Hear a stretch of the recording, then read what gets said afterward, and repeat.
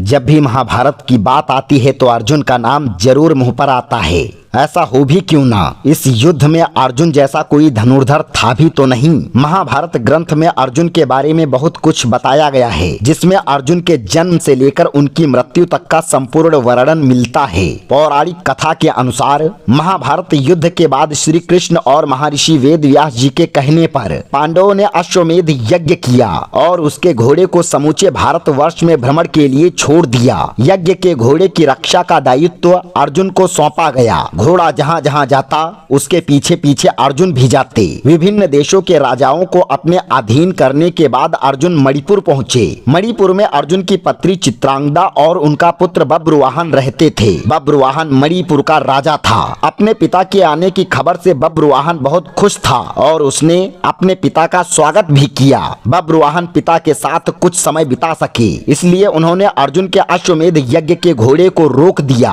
और पूरे सम्मान के साथ उसकी देखभाल करने की सोची। चूँकि अर्जुन अश्वमेध यज्ञ की परंपरा से बंधे थे, इसीलिए उन्होंने अपने पुत्र को अश्वमेध यज्ञ के घोड़े को रोकने की गलती पर युद्ध की चुनौती दे डाली। अर्जुन अपनी परंपरा से बंधे थे और बब्रुवाहन योद्धा होने के कारण चुनौती अस्वीकार नहीं कर सकते थे। लिहाजा दोनों में भयंकर युद्ध हुआ और दिव्य शक्तियों से पूर्ण बब्रुवाहन ने अर्जुन को न सिर्फ युद्ध में परास्त किया, बल्कि उसके हाथों अर्जुन की मृत्यु ही हो गई। जब अर्जुन की मृत्यु का समाचार चित्रांगदा को पता चला तो उन्होंने अपने पुत्र के साथ मिलकर श्री कृष्ण का आवाहन किया और अर्जुन को पुनर्जीवित करने की प्रार्थना की। श्री कृष्ण अंतर्यामी हैं, वह तुरंत मणिपुर में उस स्थान पर प्रकट हुए जहां अर्जुन मरे पड़े थे और अपनी दिव्य शक्तियों से अर्जुन को पुनः जीवित कर दिया। तो ये थी अर्जुन को अपने ही पुत्र के हाथों मारे जाने के पीछे की रोचक कथा। आई होप आपको ये जानकारी अवश्य पसंद आई होगी।